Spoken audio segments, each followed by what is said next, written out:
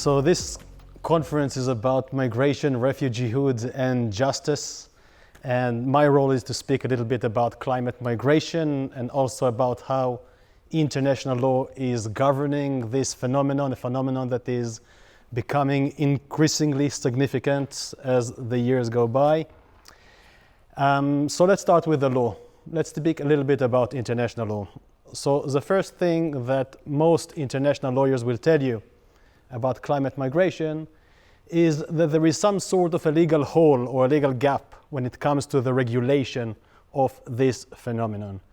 If you're looking at the main legal conventions that are relevant for this situation, so the Refugee Convention and the Climate Convention, you will see that these conventions are not extremely useful. So those of you who will know something about refugee law, I think some of you know something about refugee law, at least the people from UEA will know. You will know that the Refugee Convention is protecting mostly those who are persecuted based on mostly political reasons. I have the definition here. So a refugee, according to the Refugee Convention, is someone who is unable or unwilling to return to their country of origin owing to a well-founded fear of being persecuted for reasons of race, religion, nationality, membership of a particular social group, or political opinion. So as you can see from this definition, climate migration or climate refugees, if you want, are not refugees. Legally speaking, they are not refugees. Whether we are not looking at the law, whether they are refugees, yes or not, this is a different question, but when we are looking only at the law, they are not refugees. So the Refugee Convention is not being very useful. If you're looking further at the Climate Change Convention, you will see that also there we don't have many answers. In recent COP decisions from the last 10 years or so, you can see some recognition that, first of all, this is a real thing, it's a real problem. So that's good on its own, but in terms of duties, in terms of rights and obligations, there is absolutely nothing in any recent COP decision, in any document from the Climate Change Convention. So there is no answer over there. There are no duties on states and no rights for the migrants who have to cross borders or not cross borders because of climate change. Now, this is not to say that international law is entirely useless or entirely oblivious to the situation of climate migrants.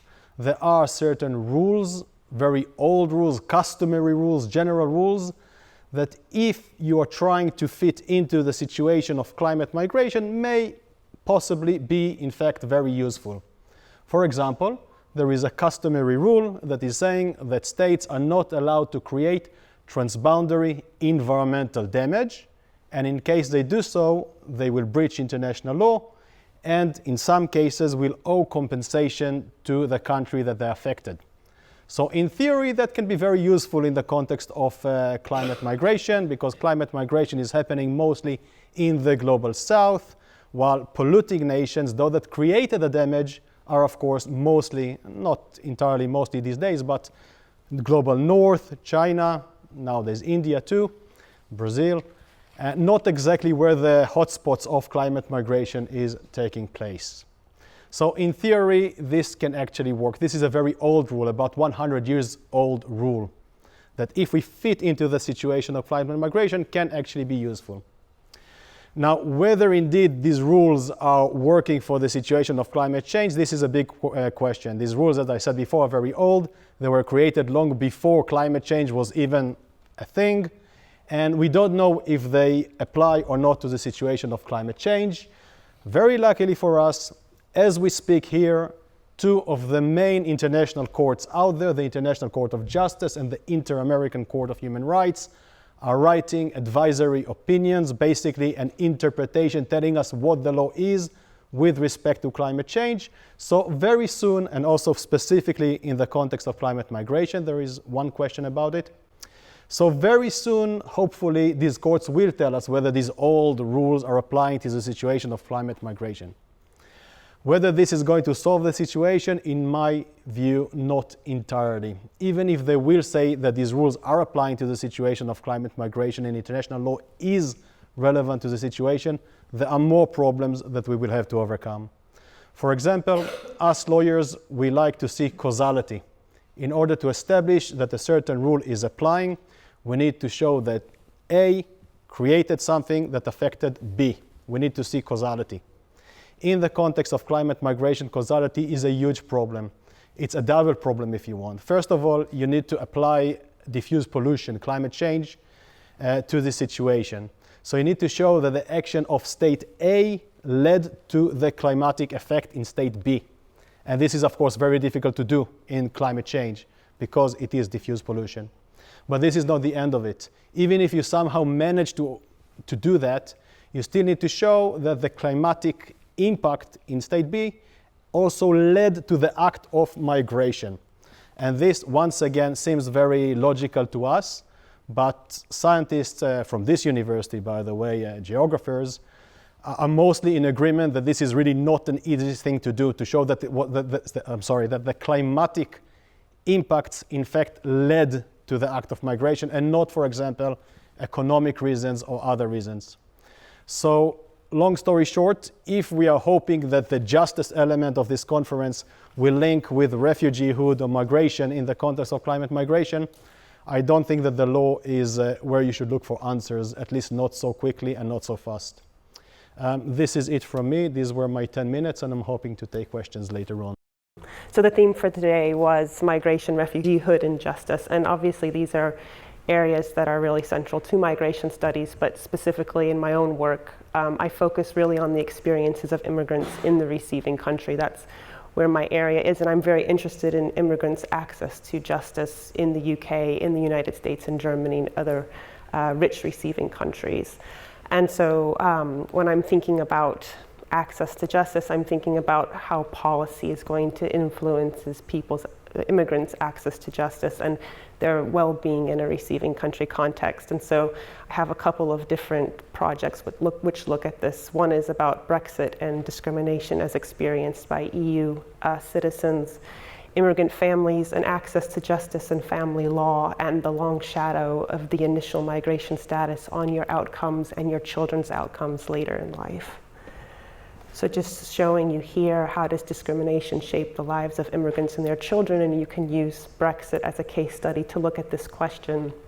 What you have left is, this was actually a picture taken not very far away from where I live in Essex, and you saw signs like this really throughout the countryside at the time of Brexit happening. And on the right-hand side, you can see the number of racially or religiously aggravated offenses recorded by the police by month from April 2013 to March 2019.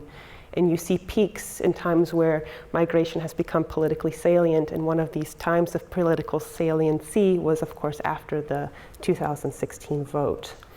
So I have looked at this quantitatively. So I did a longitudinal examination of minorities using the UK HLS, which is a longitudinal panel study, to see how reports of not just immigrants here, but just basically minorities in general, their reports of ethnic and racial harassment, both pre-referendum and post-referendum, as well as their reports of fearing being in public spaces because of their race, ethnicity, nationality, or religion.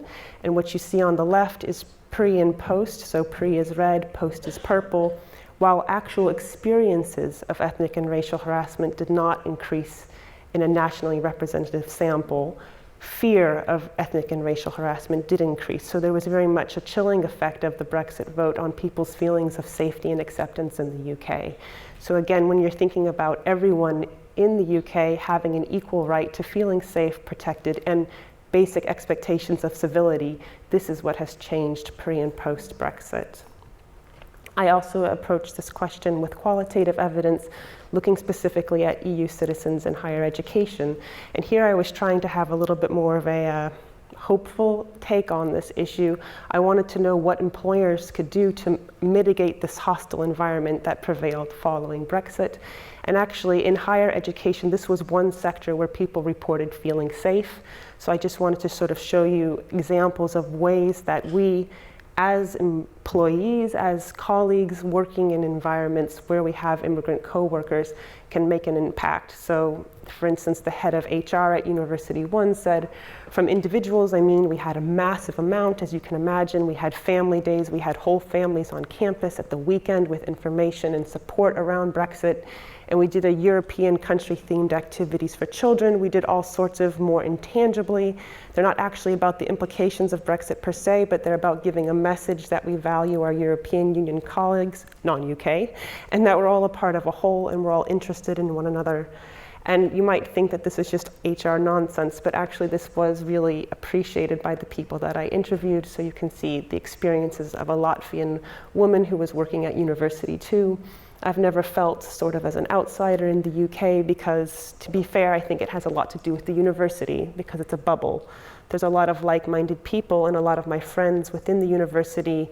So my experience was really not the general. I've always felt very comfortable. So again, there are things that employers and colleagues can do to make potentially marginalized workers feel more valued and more safe.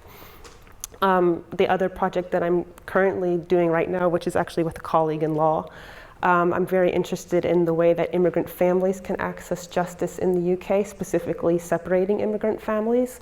So we all know that when you go through the process of separation, especially when you have minor age children, you have to negotiate for contact patterns, maintenance, and when you have an immigrant in that household, or when you have two immigrants in that household, they might not come with the sort of standard expectations, assumptions, understandings of the way that the legal system work. We know that these are very gendered and power dynamic negotiating processes that may unfold differently in different sending countries and different receiving contexts. We also know that this overlaps with your migration status in terms of many people come, for instance, on dependent visas and may lose that status should they experience separation. And I'm just now really trying to, I'm still collecting data. If you know an immigrant who is separating and has a child under the age of 16, let me know. I would love to interview them. And these are just two quotes from that. One is, there's a lack of access to information and supports. I wouldn't know where to go, even for the most basic thing. I don't know who can help. You know, everything that I know is because I found out myself, and I'm used to finding information. I spoke to friends a lot, but they all seem to have different views and different experiences. And when I speak with people in Spain, this is a Spanish immigrant, it's different. No one understands the mediation and the sharing kids half of the week. So this is just an example of the way access to just basic negotiating power and justice, in this case, she was fighting with an ex over contact patterns over her children, is really structured by the immigrant experience. On the right-hand side as well, there's a lot of people in these own situations. They really don't know what to do because they actually immigrated and they have a really slim line of family around them who they can ask for support. The only support you can have huge financial implications. And once you risk that money and the marriage, the whole court sitting, court hearing, it doesn't go in your favor. You've lost a huge amount of money, and that's really will call for you to have a startup life after you divorce. So again, these are just showing sort of unique vulnerabilities that are really shared actually by many separating families, but are quite specific to the migrant context. And finally, I'm quite interested in the sort of intergenerational effects. How does having immigrant parents influence your outcomes, your opportunities, yourself, even if you are yourself born and raised in the UK. So basically what I looked at here quantitatively is I was quite interested in whether or not your parent was from the EU, whether they were a Commonwealth citizen, or whether they themselves voted in their own level of education, and the way that influenced the way that you, second generation immigrants, would vote yourself. And basically what I find is that if your parent was already, so in other words, Commonwealth citizens when they arrive in the UK can already have the right to vote, and that vote, that translates into higher voting behavior amongst the foreign-born already, which then translates through that modeling of behavior of voting to much higher rates of voting, even amongst their children. So that initial inequality in access to political participation follows people even across generations and across time. And that is mostly what I wanted to say, and I'd like to talk about any of this stuff and anything else. Thank you. I just want to pick up on some of the words that have been said so far on this panel. So the law, I work in a law school, so I'm a human rights lawyer, or I guess I'm a a critical legal theorist who works in human rights. So the law, rights, belonging, immigration, and I think it's always interesting that, you know, we talk about things like solutions and we turn to codes of conduct to do that. And I thought it was very interesting that you started with, okay, this is the law, and you laid out all the, you know, the relevant treaties, etc. And then I was cheering inside as you said, this is not where we should look for answers. So this is why I'm not a real lawyer, because I fully agree. And I guess my work is interested at the moment in looking for an after, a beyond, a problematization of, in particular, human rights law. So you were talking about earlier about after neoliberalism. One of the projects I'm working on with Louisa Odysseus, who is here at Sussex in the IR department, is called After Rights. And we are looking for not so much solutions, but questions, so ways in which we can question. So we had a massive debate over whether it should be after rights : and then it goes politics, ethics, aesthetics, or after rights ? And she won in the end, and it was a question mark, which makes more sense because we don't know what that after rights actually is. And what I am trying to do in thinking about these themes that we're talking about today in the context of migration, refugeehood and justice, these themes of citizenship, belonging, and hostile environments, I'm trying to think about how we can find an alternative to rights. And why rights? Well, because rights have become the dominant language through which we think freedom and access to justice and liberation. And I think for me that after comes in trying to take down the Eurocentric scaffolding that we all have around us as students and individuals who are studying and have grown up in this country and in Europe at least. So your diagnosis point, this is where my mind is going. So first you've got to diagnose a problem, and I completely agree with that, okay? And it's one of the challenges that you have being in law school or being a lawyer, is that you're constantly asked, you know, well what's the solution? What are you actually trying to do here? But are you saying that human rights are over? You know, are you trying to propose an alternative? So, no, I'm not trying to propose an alternative. I'm trying to propose a supplement. But mainly I'm trying to diagnose that there is a problem. And the problem is that rights cannot remedy abandonment. Rights don't prevent abandonment. And what is abandonment? Well, that's the result of what Jasper Poir calls the state's right to maim, which is essentially to leave populations in states of limbo, to let them live but not have access to those things that they need in order to be free, to flourish, and to live better together, right? So this idea of a better world, you said earlier, is what we all are kind of intending to get to. But what does that mean? And I think it means sort of, tearing down that scaffolding and trying to think through other epistemic paradigms, you know, trying to unlearn what we have learned. So I've come to an idea of rights as friendship, which I came to friendship initially through Foucault. So, you know, I said I was a critical theorist. And experience, really. Experience and frustration at not finding a language to articulate things like obligation and entitlement. And my own background is a child of immigrants.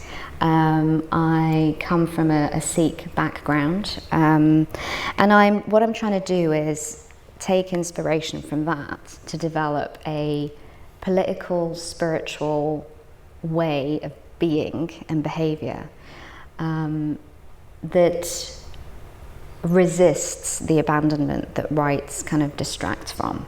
Okay, so when you hear kind of a list of treaties, or you hear Human Rights Act or whatever, you sort of think, okay, well that's great, and it is great because these are rights are justiciable principles. You can go before a court of law and claim that right, but what happens when that doesn't work? And that doesn't work a lot of the time for my kind of context, which is racially minoritized peoples in our hostile environment. So I wrote something recently on the Small Boats Bill and racial gatekeeping. It was quite a political and personal piece about the sort of brown figures that we see in government today, So you have Sunak, Patel, Braverman, and how these are the racial gatekeepers who've managed to make the story about rights in this country one that's about culture wars. So it's essentially, you talked about it as a civil war, that this is how the attitude that we have towards strangers or strangeness resembles a civil war. Well, in this country, it's a culture war, Identity issues become politicized and then made into existential threats. That's essentially, what Alan Lester calls a culture war. So I've been looking at the Small Boats Bill and how the response of the government is actually, perpetuating and building sort of fear, using this story of a culture war. So what we need to do in resistance to that, to counter that, another word that you used in your keynote, is to re-story Britain, okay? Not using rights and not using that legal language of rights. And so the language I'm suggesting is friendship, and I explain in some of the work I've done how, that is a sort of theoretical concept that as I said, I take from Foucault, but I read through the lens of radical Sikhi. So here I've been inspired really by vernacular rights cultures and the work of wonderful people like Simi Maddock and Jasbir Puar, Mona Ban, and I'm trying to rethink obligation as something called hukam, Hukam, hukam, which is, it's a word in Old Hindi, Persian Arabic, which it kind of means obligation, but it has a stronger kind of imperative of command. And so I'm trying to argue that we have, actually I'm not trying to argue, I'm trying to question. I'm not trying to present a solution to anything. I'm questioning whether we can possibly imagine a right not to be abandoned for the maimed, racialized subject of the post-colonial state. And that maybe makes a bit more sense if I just give you some of the problems I'm looking at. So the piece for our After Rights project that I've just resubmitted is looking at the UK's hostile environment, and in particular the Shamima Begum case, which has actually taken me years to kind of think through and conceptualize and interrogate as a problem of abandonment that is to do with immigration. It is to do with justice or a lack of justice. And I'm suggesting that we can do friendship with this particular, not be her friend, but do friendship with this particular abandoned, racialized, maimed subject, because it is our hukam, it is our obligation. And the way that I argue that is through talking about living with an ethics of seva. Seva is another word I take from Sikhi, which has been, you might have heard politicians like Priti Patel use it. That is an incorrect use of the term, that is, politicizing it and misappropriating it even. But essentially it's selfless service, okay? So I'm not using it in a religious sense. I'm using it in a spiritual political sense.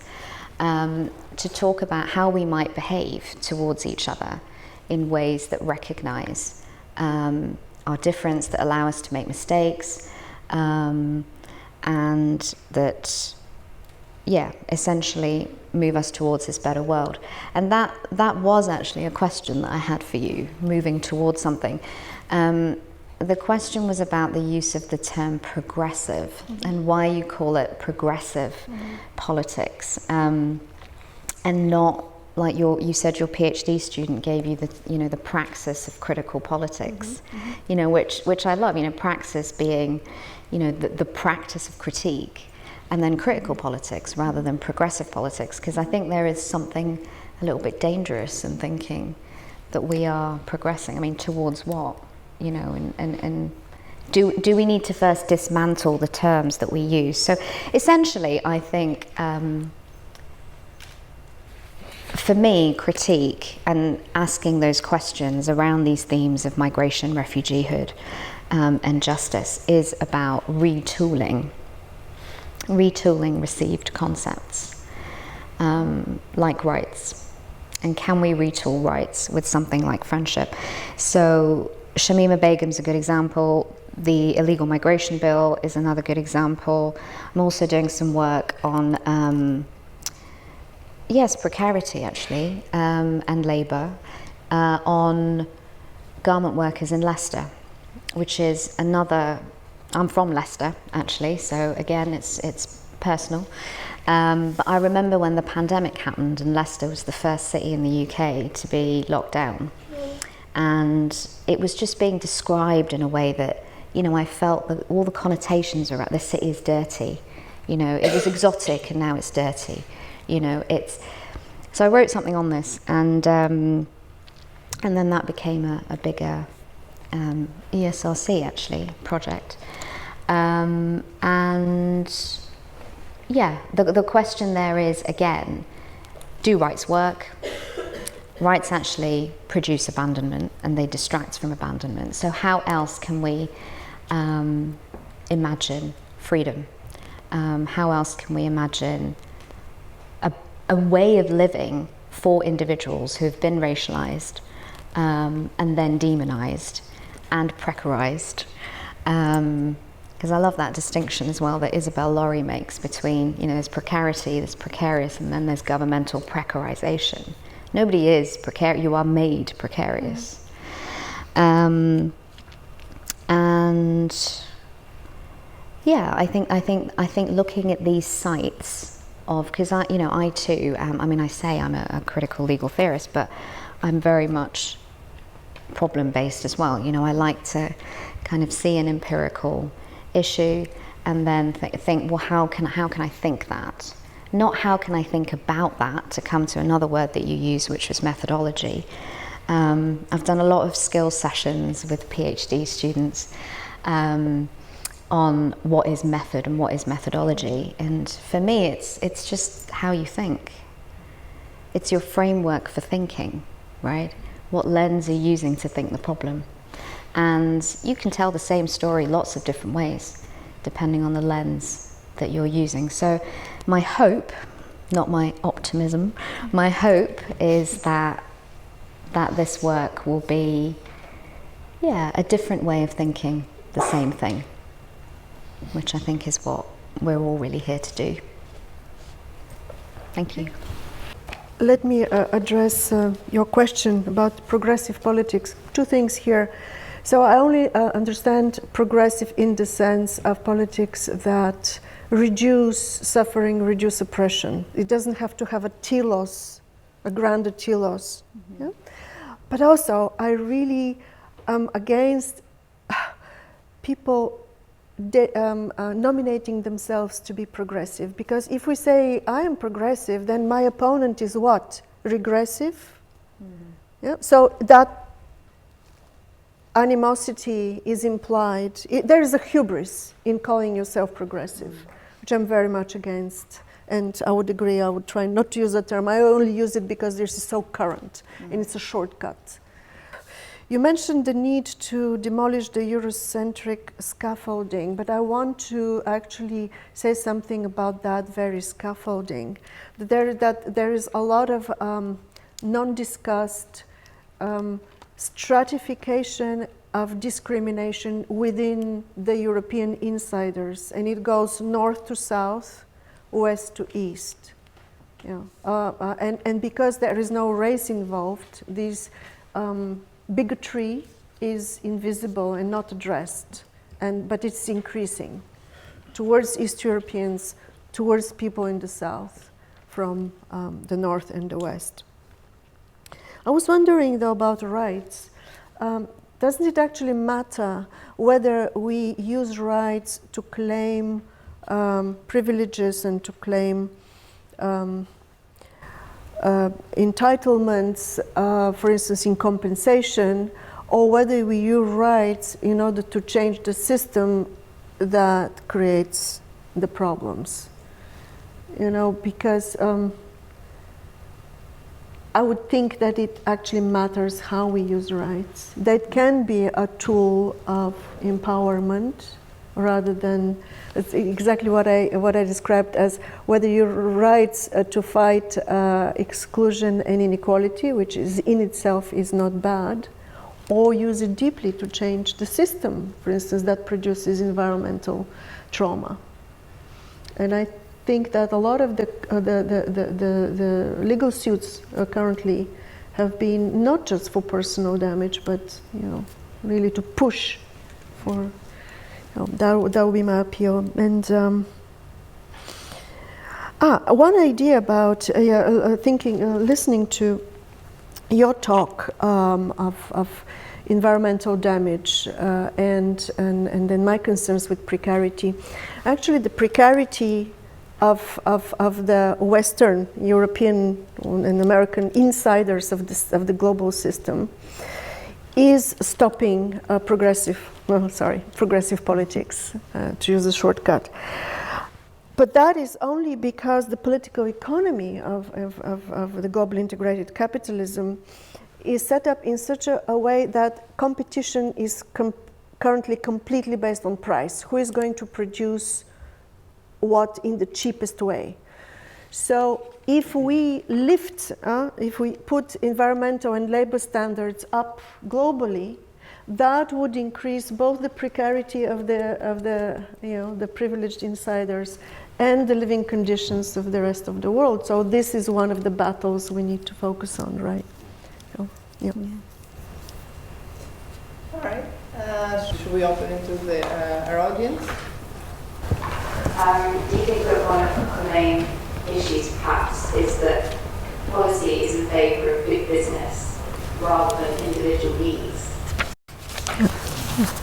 Following on from your comments about the limitations of rights-based discourse, I'm curious to know if you think that one of the issues with the sort of the Eurocentric background and scaffolding to that discourse is the presence of, I would sort of describe it as heroism or the veneration of the hero in European culture and tradition.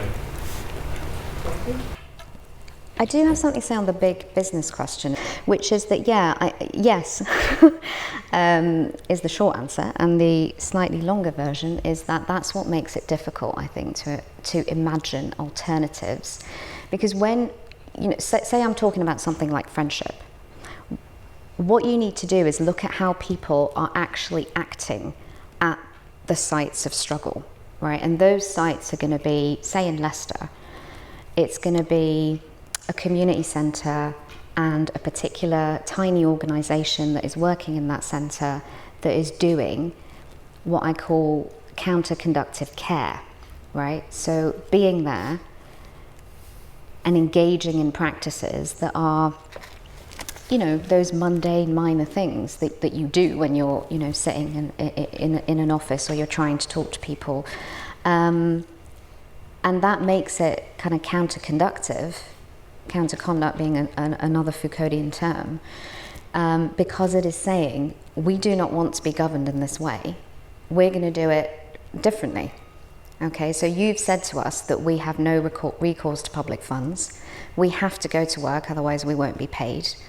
We're going to be stigmatized and racialized, but actually we are going to form a community and we are going to support each other and we are going to live and flourish. So yes, I think part of the problem is that it's not even just policy, it's that we talk about resistance, but resistance isn't always spectacular. Sometimes it's mundane, right? Sometimes it's in those small sites of counter-conduct that it happens. So I just wanted to say that. And on the rights question, I was just trying to scribble down and remember names to give you. So let me try and do it off the top of my head. Yes, absolutely. I think it's to do with the history, right? The history of how it is that rights have come to be this dominant discourse of freedom, liberation, emancipation.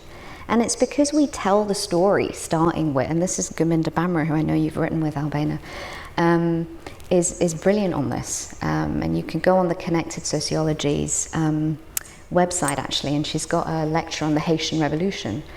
We don't start with the Haitian Revolution, we start with the French Revolution, right? The history of rights itself is Eurocentric. So we start with the assumption that rights is where we need to go first, like you were talking about the law, right? This is an assumption that the law is going to give us the solution.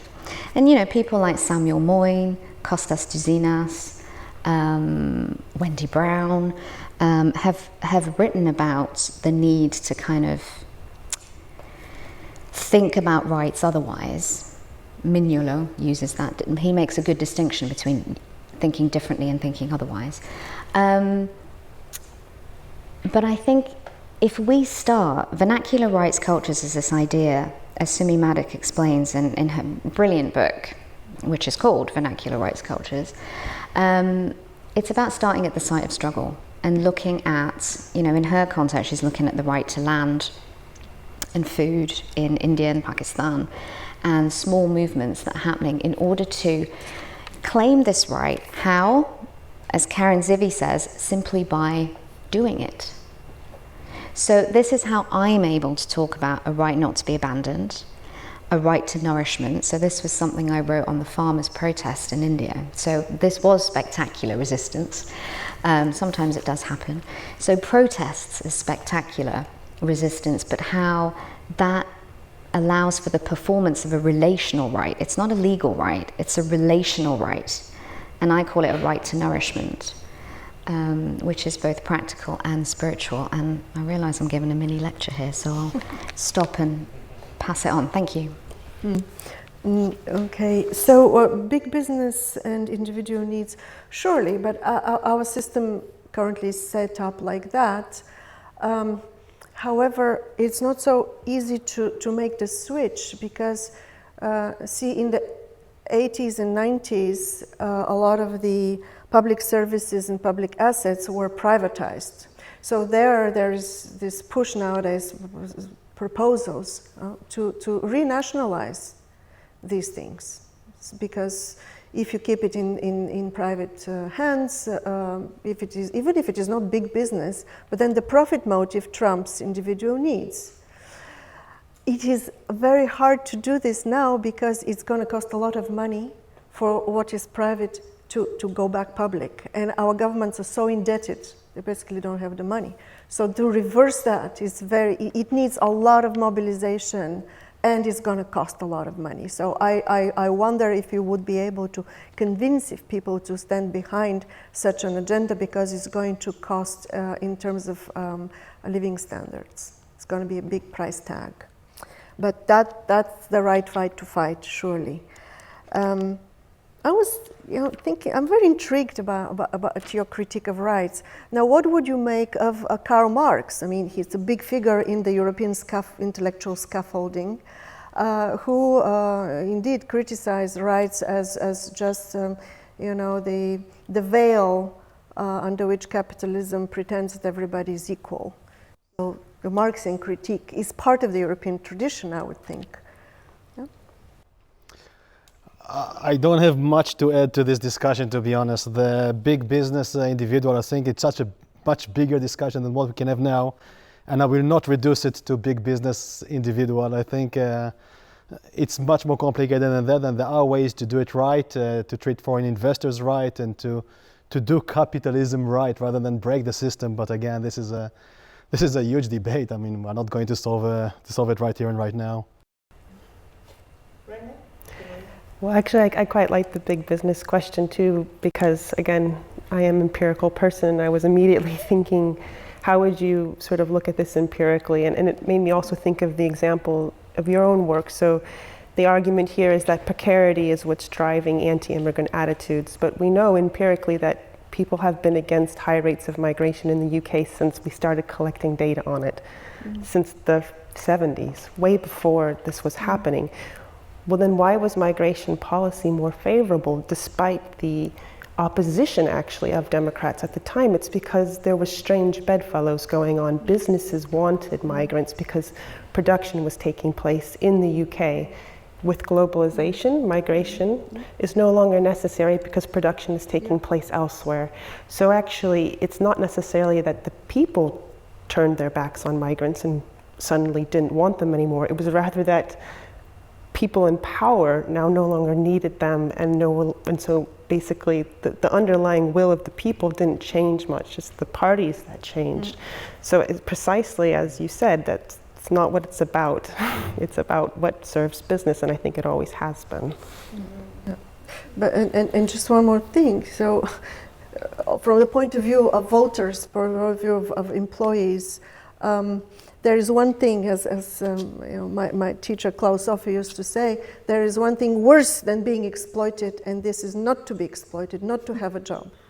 So we have to be very careful of how we change the system, not to do more damage than, you know. I want to add that even in the European Union, that prides itself on your rule of law, safeguarding, in Western European countries, the European Commission, who is the great, together with the court, the greatest guardian of rule of law, cannot be held accountable. And I've written a report for the European Parliament on that. So one point of view, yeah, the people who are doing the damage, and they are not, we don't have accountability, proper accountability mechanisms anywhere in the world, first of all. And then about the root causes, yes, it's very clearly that the two things are connected. I mean, we have to hold them accountable in order to be able to do something about the root causes, because if they continue doing the damage, we cannot do the restorative work. Yeah, I mean, I would absolutely agree with that and say we actually had the Joint Committee on Human Rights did a inquiry into the illegal migration bill, and the Sussex Centre for Human Rights Research submitted some comments to that, and two of our team actually were quoted in that report, and you know, generally saying exactly this, that you know, you need the accountability for, you know, so I suppose this kind of work is trying to do that, right? It's trying to hold these people to account, so that, you know, access to justice, for instance, which is what Joe Wilding works on and was talking about, you know, is able to be realised. But it's also a more kind of abstract concept, accountability. It's not just a straightforward sort of legal thing that can be solved. And this is what I'm trying to talk about in the piece I mentioned, which I wrote for Red Pepper magazine, which is a kind of radical left magazine on racial gatekeeping, which is how do we hold these racial gatekeepers to account? And, you know, it has to be in those small sites where friendship is done, you know, for example, by an organisation like FabL, you know, which is the Factory Workers Fashion Advice for Factory Workers Bureau in Leicester, which is a tiny little room in Highfield Centre, in Highfields.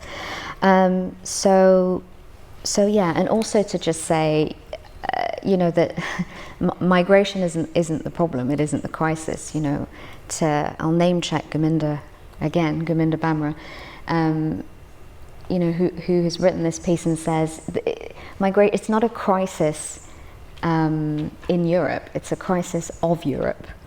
You know, and that takes us back to the question of the scaffolding and Eurocentrism and histories, and how, you know, Europe and Britain have forgotten their colonial histories, and that is what absolves them of responsibility and thus accountability. Just on the participatory practices question,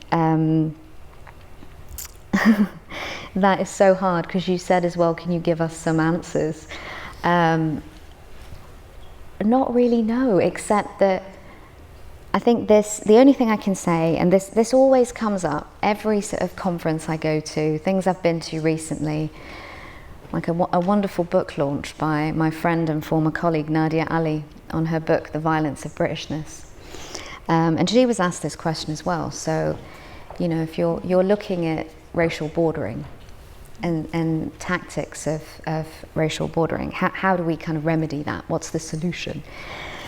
And she said, and I'll repeat this, it has to be a collective work. It has to be a collective work, and I think it comes through activism. And that goes to the question that you asked right at the beginning of your talk, Albena, you know, which is, what is our role as academics? And I think we do have a responsibility, you know, talking about accountability. We have a responsibility, I think, to do that kind of collective work, whether it's through activism and protest, you know, standing on a picket line, holding a placard, whether it's submitting, you know, comments to Parliament, policy work, yeah. I guess just one thing about the root causes, like there's a really great book called Let the People Come, and it's about basically an argument against borders and allowing labor migration. And the argument that he makes is, it's Lant Pritchett, and the argument that he makes is that you would never tolerate inequalities based on gender, sexuality, race within a country the way that we tolerate inequalities across countries, that the lottery of place of birth is by far the most defining characteristic about what your life chances will be. And that's what drives migration, and that's something that we often kind of lose sight of, I think, in more receiving country focused work. So your point is well taken. Yeah, I'll just add to that in climate migration, of course, the root causes for migrations are, first of all, are incredibly complex, as I mentioned before. It's not always clear that climate change is, but when it is clear that climate change is the cause for migration, then you're asking who causing climate change, and that was exactly what I was trying to say before, that despite the fact that it's quite clear to us that the law is not providing us any useful answer in this respect. I think I trashed the law a bit too much, and I think this panel also trashed the law a bit too much, and that was not very fair to the law.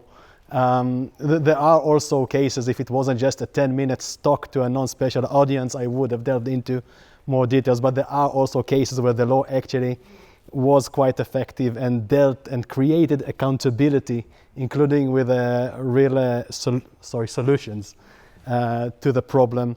So that's a bigger discussion, and now I think we need to stop, but it's an excellent question.